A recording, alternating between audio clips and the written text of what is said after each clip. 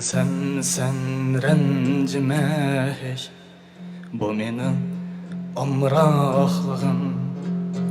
Çünkü sen alem diyar, menin bəxtim, şadlığım.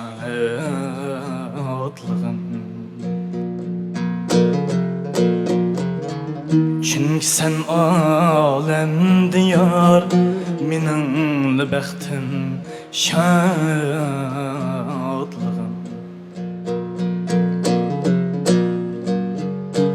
Sen külme nigar, sen içi tar dep meni.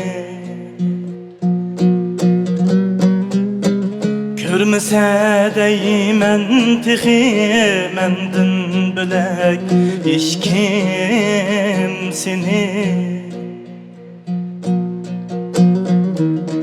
Görmese deymen tixi mendin bilek hiç kim.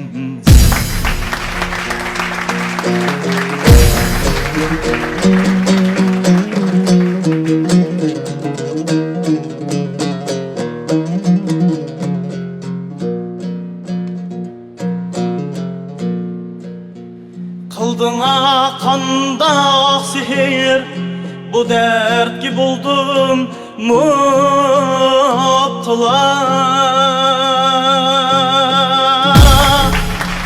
Kalmadı cismimde can, hayırlı baksam tixi.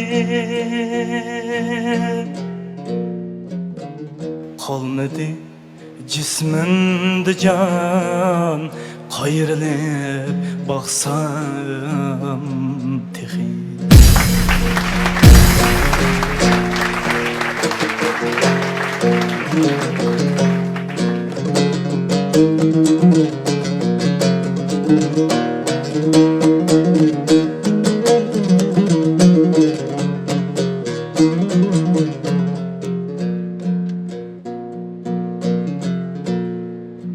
Her minut könglim yerim dur, gül boyumni körmesem.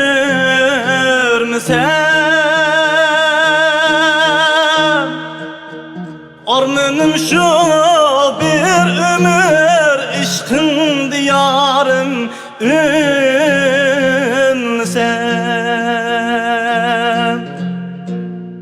Sen üzüm berigen bana bu muhabbet söygini.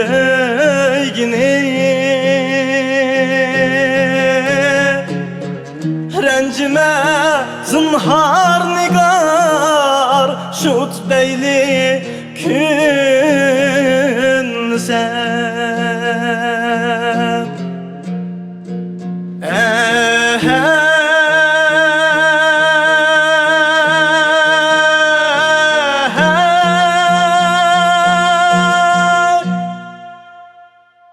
Şut beyli